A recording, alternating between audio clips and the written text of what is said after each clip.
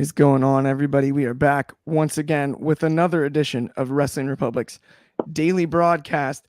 It is Thursday, August 15th. Happy Thursday, everybody. We are fresh off another Dynamite and fresh on the way to All In. I'm excited to get into it. I've got a sick crew riding with me on Thursday. I'm stoked to be here as always. But speaking of who's here, back once again to break down AEW Dynamite, the GOAT herself, all the way out in NYC. Megan, what is good?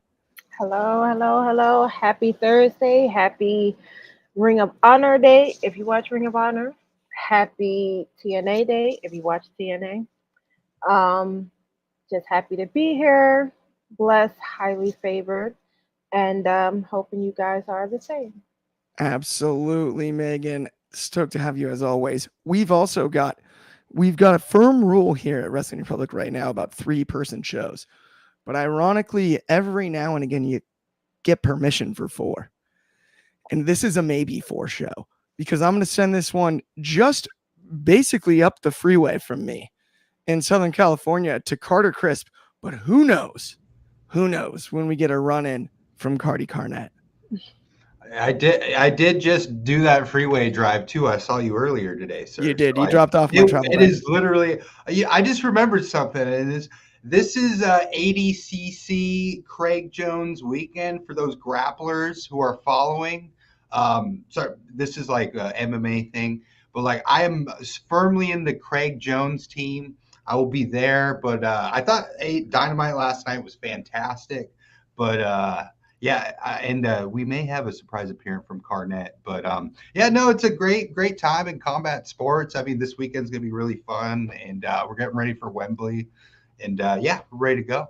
I love it. We're obviously spoiler free here, so it's a maybe. It's a maybe on the appearance from Carnett for sure. I'm with you when it comes to that. And also, I will say, trust me, your time for ADCC references is definitely during the intro because we could get in trouble chatting ADCC for the rest of the show when it comes to that. But I am totally with you. I'm excited about it myself. I'll be checking it out for sure. Shad, we've already got in the comments with. I'm only here to acknowledge my goat, Megan. Hey, All love, Shad. much One love. day, Shad, we will go head to head in a daily together. It's gonna happen. We just gotta believe. And then Numero on Superfly with hello. What's up, Numero One? You're the man. Absolutely. Thank you for tuning in as always. But let's get into our first segment. Let's talk Mercedes Moné title defense against Hikaru Shida. And all of a sudden, it's a good match. It's entertaining. I have no qualms about it. No issues. Then there's the Sting mask in the crowd and the hoodie. And it is one good doctor, Megan. And Dr. Britt lays the boots in and locks in that lockjaw. I think this is exactly what we needed because part of the deal is we're all aware of the fact that something happened suspension-wise. Yeah. So there was an air of, can she even be there this week? And they got us. It's my favorite thing in wrestling when they get us. Yeah. Didn't actually believe that Dr. Britt could show up, and she did. And they got that exactly right. I enjoyed it. What were your thoughts on it? And are you more excited about this TBS title match headed into All In? Yeah. Because at some point it did look as though Mercedes was untouchable. Like Britt could not really get her hands on her, and so she used a decoy. Of course, we still don't know who that decoy was, who tragically got beat up by Camille. But Britt was able to hit her target for the most part. She didn't get a chance to really lock in on it, but she, for the most part, did get her target. Excuse my background. Oh, you're The good. soundtrack of New York City is never quiet here. Um, but it definitely made me more excited. It kind of gave me the impression that now there might be a chance that Britt could take that belt. I was more convinced that she could take the belt after that. And she looked so good with the belt in her hands too. So Britt, you know who I'm rooting for. You know who I'm Oh, rooting for. I'm rooting for the doctor. I'm rooting for the dentist, DND. And yeah, I'm I, excited. And I I'm still think somebody's going to come to be I'm in Britt's corner. I'm So interested when it comes to that. The numbers game part of this I is think so fascinating. I would think that the person that got beat up was probably an indication that Britt will not come alone. She will have somebody in her corner for all in. I'm I'm hoping that's the wondering case. if it's not like Thunder Rosa.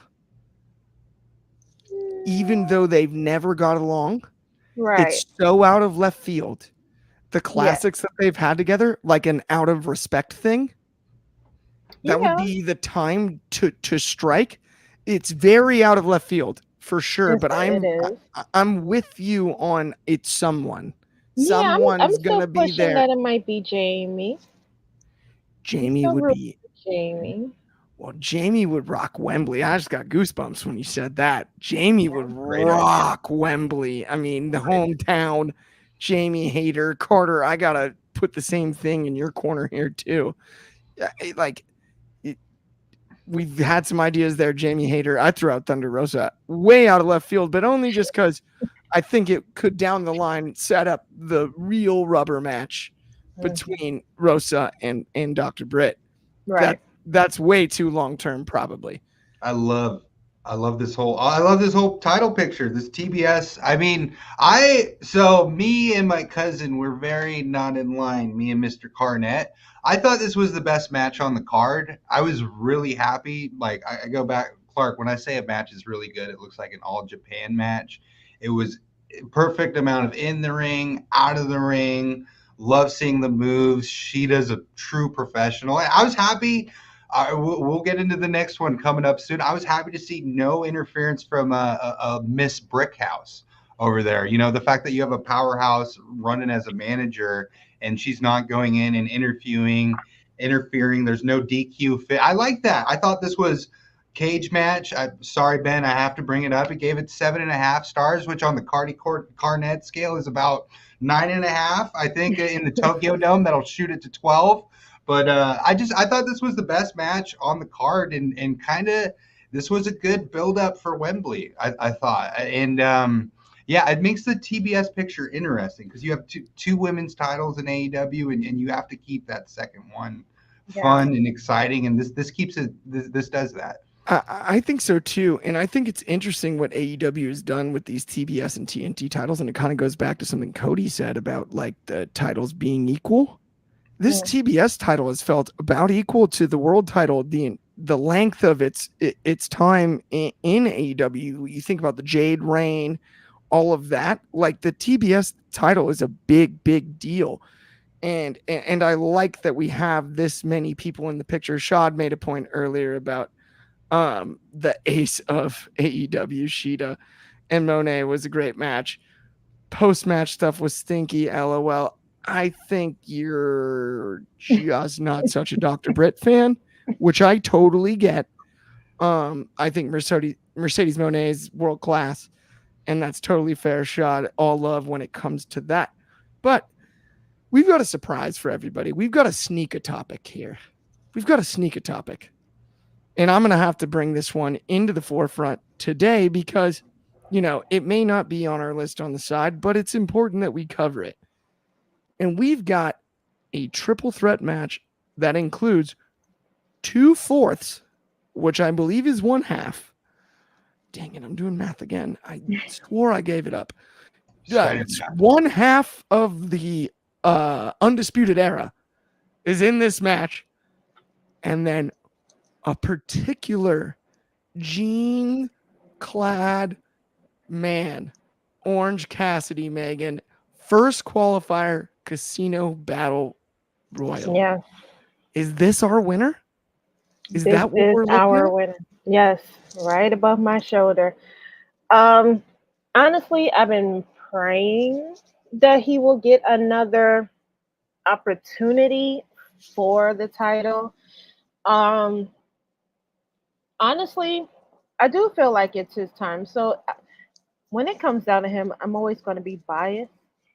But um, because of his competitors, I wouldn't have been mad if he haven't won. If it was either Kyle or Roddy, I would have been okay with that because I mean these three men are all genuinely equally extremely talented, extremely professional, and they really know how to entertain us in their matches. And it might not have been fair because, as you said, you had half of the conglomerate in a match. Of course, Undisputed Kingdom came out.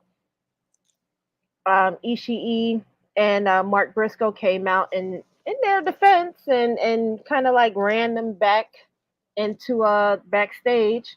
Um, and overall, the best man won, and the best man of that night was Orange Cassidy. So I'm looking forward to seeing how far Tony will allow him to go in this casino qualifiers match at All In. Let's see Uh, where he goes. I hope Tony listens to the fans and give him a title shot. I'm totally with you. We've got a really interesting comment here, Megan, from Number One Superfly, which is I'm a little confused. Shouldn't Orange Cassidy want to get a better number than being the first entrant would have given you a better advantage in the match? Yeah, I do understand that, but I will also say this. I think it's not that he's the guaranteed first entrant. I thought it was just that he's the first one first to be in the that's match. officially in the match. Now, if someone correct me if I'm wrong on that, but that was just the impression that I was under when it came to this. And I'm in agreement with Megan. Like, get into the match first. You can build his run in and through the match Yeah, through this as a vehicle. I think that's kind of the key, at least from where I'm sitting. That yeah, to me, because Orange has been in a handful of qualifier matches for the title, but he has never actually won a qualifiers match. it's right. And so hopefully this time will be different because, I think a lot of people I think he's being booked to be in the match because people like to see him, but people also would like to see him progress further and, at least if you're not going to give him the title, at least put him in a match and Totally. allow us to believe that he could win. I would love to see him and Bryan Danielson because I already know Bryan is going to win the title. But that would be outstanding. Yeah, wow, that is a call. Cassidy and Danielson. I mean, if you historically speaking, too, Orange has had a heck of a lot of success in August and September. I Right. mean, that all out main event last year was one Yes, with of the John most Morris, with underrated. Moxley. John Moxley. Yeah. I mean, one of the most underrated matches. Just an outstanding contest, and to be back in a title picture. It, who in their right mind had on their bingo card that last year his reign would be a story of the year type of a situation? And I think it's a testament to his charisma and in-ring ability that Right. that was the case, and it continues to be such. So I'm with you that unless, correct me if I am wrong, if somebody knows for sure that it means that he's entering at number one, I think it just means that he's the first person that is officially in. Yeah. I'll look Um, it up though. that's the way I viewed it. But either way, not here nor there. No big deal. Let's talk about something a little bit tougher here. Those dastardly young bucks. We've had Slumdog Millionaire. We've got a couple of scumbag millionaires running around kicking people in the nether regions during matches just to retain their titles. The Acclaimed, obviously an outstanding AEW tag team. Their run is kind of unprecedented, what they had getting into the trios division. It's weird how it's kind of leveled out at this stage, But last night was a heck of a match, and the ending fit the narrative really well in my eyes. It makes sense because the Young Bucks are that scummy. Yeah. They're that slimy. They're that brutal. They're that bad. They're authority figures. And then we have FTR. We have FTR with the rundown challenging the ultimate everyman thing. Are we looking at Cornette? Is this who we're talking to, or are we talking to Carter?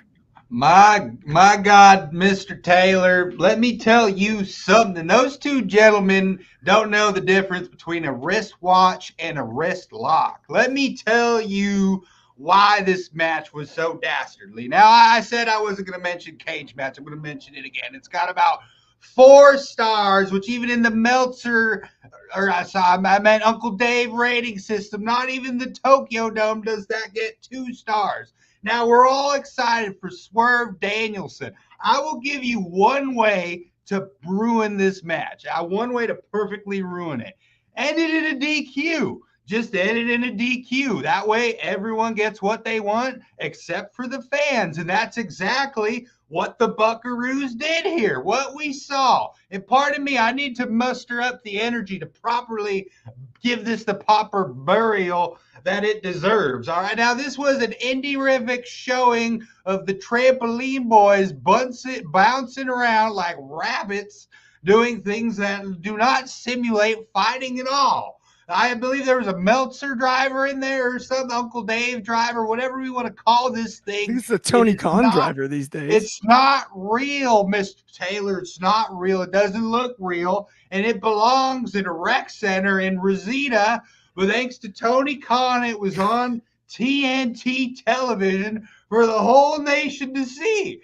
And I just don't know what to say anymore after witnessing all this. I mean, it was chaos because it was the Buckaroos. It was indie-rific booking. It was on TV. It was the red ant and the blue ant for Mr. Pockets all over again, and it made no sense, and nothing happened. And it was on television, and we all watched it. So, Uncle Tony, if you are happy with funding this, continue to grow your roster with these guys as buddies from the local kindergarten. Oh, we cannot thank you enough for your time, Mr. Cornette. Wow, that was special there to get a wrestling legend to be able to comment on a segment like this. I mean, yeah, somebody's got to say something. Somebody's got to say something. And that rec center in Rosita, I hear you when it comes to that. That one is that is a tough thing to overcome. Let's talk about things though really quickly that aren't as tough to overcome. Let's talk about, if you want to watch more wrestling content, why don't you head over to nxconnect.me/Wrestling Republic. All of our content's linked across all the platforms in one place. Really easy to find, really easy to do. App's absolutely free to download. Then not only that, there's a thriving wrestling community within Next Level. You need to check out all of that content. Mostly check out ours. We like theirs too, but mostly check out ours if you don't mind. And let's keep it rolling though here, and let's talk a little further about some AEW Dynamite. Let's talk Mariah May and Toni Storm. Because Megan, Toni Storm has been one up on Mariah May, I feel like, for a long time, in the sense that Mariah May appeared to have idolized her. Since that has not been the case, which it hasn't, since the turn, essentially, Mariah May keeps picking up W's. And that's making me nervous. I want to see a little bit of fire out of Toni Storm, but last night was pure entertainment. And what these two women have done has been pure entertainment. I enjoy this storyline as a blood feud. This has nothing to do with titles or nothing else. It really feels like they hate each other. And I think that's the brilliance of this. Did you come away from last night feeling the same? You know, to be truthfully honest, that little segment, that promo, it was so it hit its target. Honestly, Mariah looked good. She was sexy. She was sadistic. She was speaking her truth. And her truth was that she doesn't there's no love lost with her when it comes down to Tony. She brought up the fact that Tony lost that all in last year, and she makes it really clear that she's going to lose again this year. Um, I feel like Mariah couldn't have made it more clear that her whole objective was simply to make a way in, and she saw Tony as an easy target. Unfortunately, Tony got so wrapped up in the adoration and the admiration that Mariah was feeding her, she didn't realize she was getting played until it was too late. And just the whole idea that Mariah was giving her a eulogy, like we're not going to make this match, but if anything, I'm the one that's going to make sure that you're buried under. Um, it just it just gave me chills just watching it because you know that she really means what she say, and I think Tony has probably she's in over her head when it comes down to Mariah. I think Yeah. she's in over her head because Mariah, Tony is coming from a place of hurt and betrayal, kind of like Rhea. Like they was hurt by the ones that they care for the most. Whereas Mariah is coming from a place where she didn't care from the beginning is what we're starting to understand. She never cared about Tony. Maybe she was in love with the attention that Tony was getting. Maybe she was in love with the idea that Tony was this grandiose athlete, with a legacy of her own. But at the end of the day, she didn't really give a damn about Tony. And so her way in coming into this match is more so of I'm just here to destroy you. Yeah. Like I'm here to destroy you and I'm here to take what is rightfully mine, which is the title. Whereas with Tony, she still had that attachment to Mariah. And I feel like that's going to be a downfall for her. That to me is the most terrifying part, Megan, is if you really think about it without using the M word. Mariah May essentially called Tony Storm a mark last night. It was like, oh no, I had you scouted. Yeah. You were the perfect vehicle. And the way that she phrased it was so ice cold. It was so mean. It was so like, It was. right? It was so perfect. It was passive aggressive, but it was closer to aggressive. Yeah. Like it was everything you could ask essentially out of a segment where really Tony Storm would have shined 6 Yeah. months ago. Role reversal. That's the weirdest part. It does feel like the vulnerability level on Tony's side has just been cranked up to a level that we didn't anticipate. Like she is Right. in trouble. And that's what makes it even more surreal is like even when Renee had interviewed Mariah, she asked her like, where does this hatred come from? And Mariah's like, I don't hate her. Yeah. I don't hate her. This is Which is just something that needs to be done. And I think like if she act like if Tony did something to Mariah for her to do it, then it's understandable. Then you could possibly relate because we all have been through something with that have made us really hate someone, possibly. Oh yeah. Oh yeah. But Mariah is not coming from that because, like she said, Tony has done absolutely nothing to me. So it kind of touches on how sadistic, I guess, in a Yes. sense, a No, I, person I was can about to say, be. I'm like from a psychology standpoint, the brilliance when it comes to this narrative is Tony Storm was emotionally attached to Hmm. her friend Yeah, and cared. Mariah May, that's sociopathy. She didn't care. She didn't she care. Doesn't no, care. She still doesn't. Does not care. Never cared. Right? Like that's a sociopath.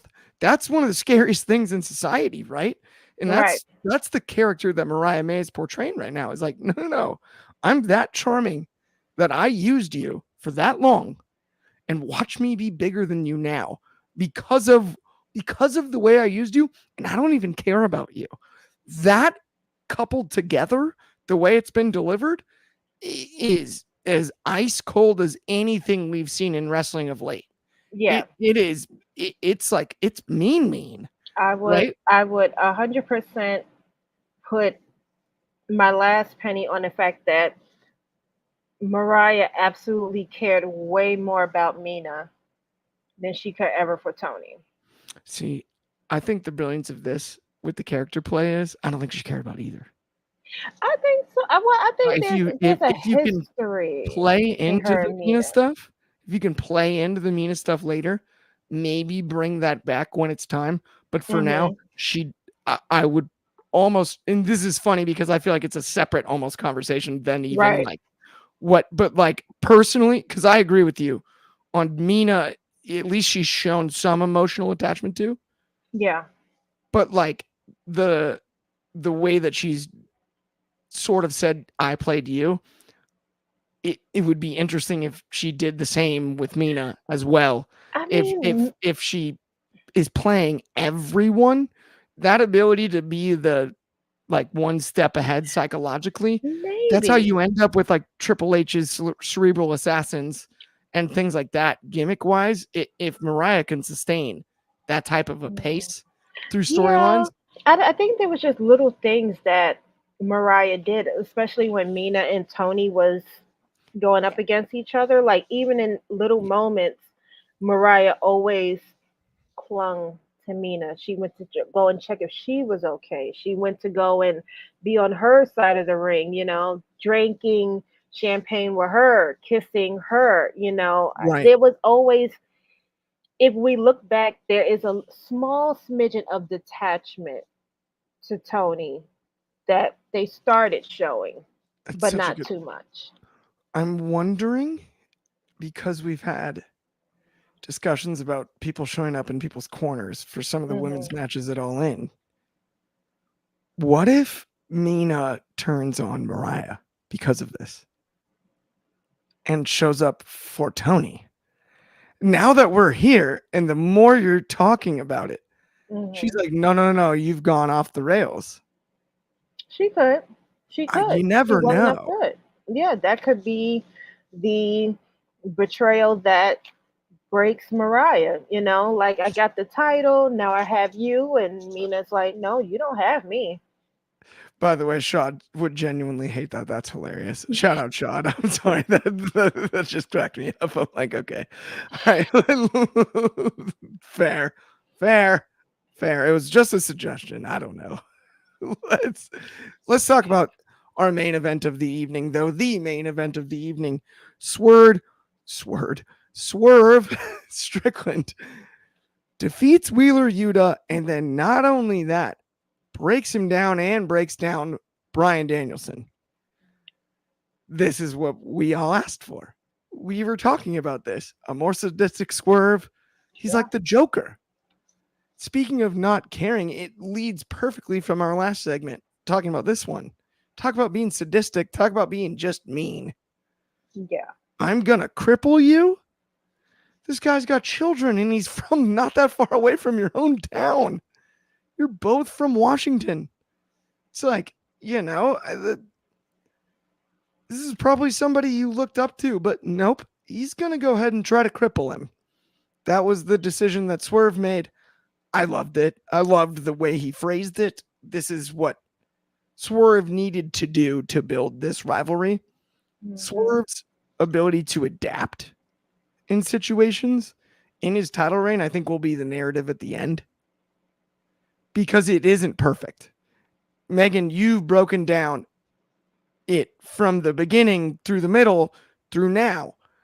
But I think this is where it's finally found its stride. This felt right. This felt like a world champion. This felt closer to what we're looking for. So I just wanted to get your thoughts on it when it comes to Swerve and Danielson, because you did mention earlier in the show, you have zero doubts Yeah, that absolutely. Danielson is going over. He's definitely winning the title. I can already see it. Especially with the Wrestle Dream being in Washington. I think that was a dead giveaway. This is like you said, this is what we wanted. We wanted to see Swerve really be this mean, nasty, vicious, sadistic heel. And I think he is showing that he is not only, his intentions is not only to beat Bryan, but he wants to end his career. Even though Bryan already kind of put that out as a stipulation, you could tell like Swerve just wants to end him altogether. So even if he has an idea of coming back, he physically can't come back. And I think that's what we needed in order to see the Bryan Danielson that was going up against Eddie Kingston. Now, when I think of that feud, Bryan pretty much made it clear he had no respect for Eddie. Even towards the end, he learned he eventually graduated to having respect for him, but throughout the whole feud, he made it clear that he didn't.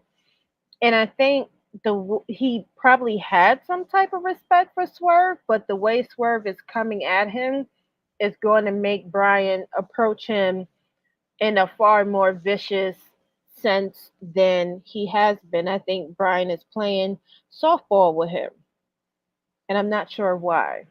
It's kind of like what Ospreay is doing with MJF, where they're kind of not necessarily trying to be, they're trying not to become this person that they're trying to avoid in being, but they have someone that is constantly trying to poke that bear and make that person come out. And honestly, I think Swerve succeeded. I think Bryan is going to destroy Swerve. And whatever is left of him, Hangman is going to want the remainings of him, whatever is left. But I do think Bryan is going to really put a hurting on Swerve. I think that's a great call, because in this whole situation, Megan, like Mariano Rivera at the end of his Yankees career used to talk about, like, I'll know when I'm done. Mm-hmm. And Bryan has already done the, hey, I'll put my career on the line. Right. That tells me he thinks he's not done. He wouldn't put it on the line. He wouldn't put it on the line if he believed he was done. Right. If he believed he was done, he wouldn't put his career on the line. That's why he's done so. So then to now have the disrespect on top of the beatdown, all of that, you have the home state connection, all of that between the two.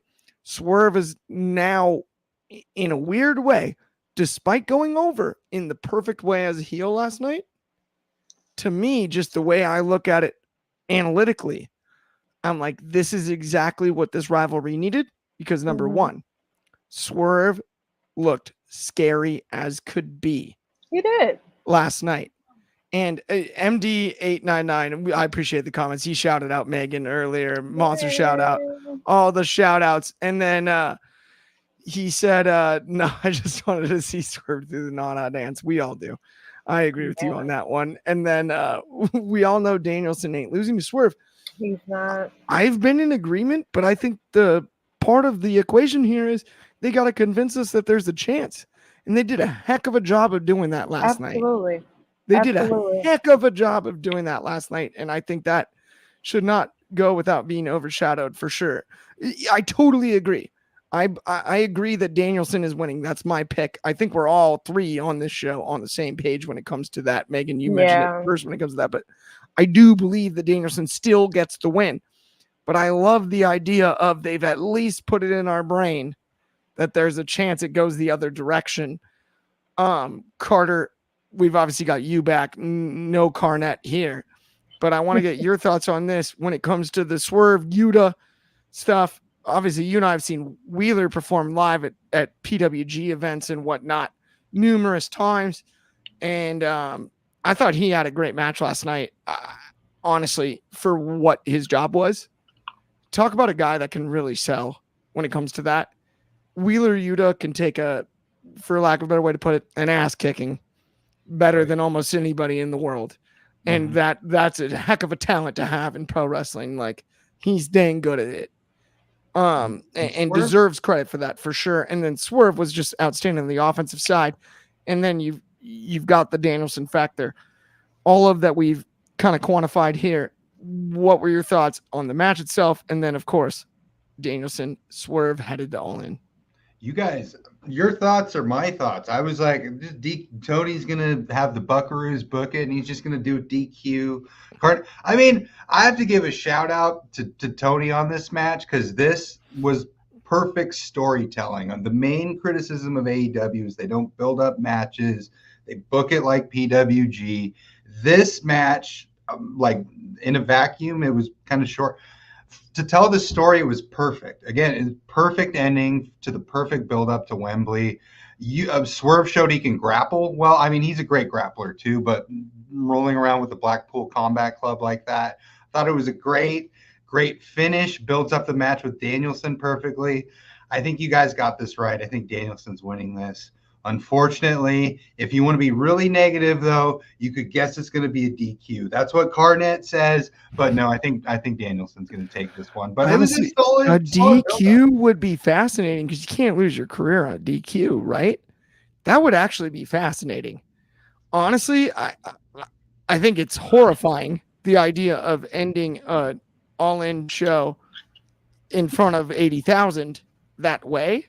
But it would be a lot to talk about for people like us. Okay, so if it ends with a DQ, that would be because Hangman could not control his anger, couldn't control his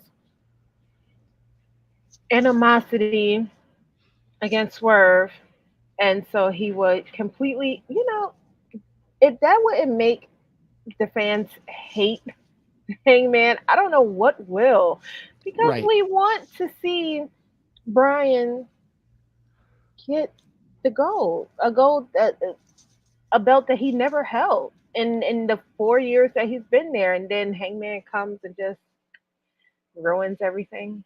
I think it's crazy, and even MDB999 added a DQ all throw tomatoes at my screen. Here's the one thing I would say. The only way you could pull this off is it's pro wrestling. So exactly what you just prescribed there goes down, and Megan, Hangman does that. They tell that story. The crowd goes ballistic. Yeah. And then somebody of influence comes down and goes, no, not this way, not at Wembley. Restart. Bryan wins. And then Swerve feels like he's been screwed, and he's now the babyface when it comes to the rivalry with Hangman once again. This might sound crazy, but what if the person of influence is Shane? Ooh. I didn't even think of that. That would be a way to introduce him. Here comes the money. Money, money, money, money, money, money, Endorsed. money, money, money. That would be a Oh, way. I mean, woo. see, this is why you wouldn't hire me to book, because that's what I would do. I would Same. do that. I'm kind of in for that. All 100%. in. That does technically bring us to the end of the show. We appreciate everybody seriously that tuned in. I mean, we could talk this subject for the next hour for sure. So check all of us out on social media. Absolutely. If you haven't already liked and subscribed and it's your first time watching the show, please do. It helps us out a ton. It means the world to us. Check us out every single day, same time, same place. Noon Pacific, 3 in the East. That's 8 in the UK. Of course, 9 a.m. in Hawaii. And not only that, we got Sunday Night Spotlight coming on Sunday. We got Off the Air every Tuesday. We've got all kinds of shows for you. Take it to the table, everything else. Check out the Wrestling Republic YouTube page. Check out the Instagram. Check out all of that. Thank you on behalf of me, Carter, Megan. Have an excellent Thursday afternoon. We'll talk to everybody soon.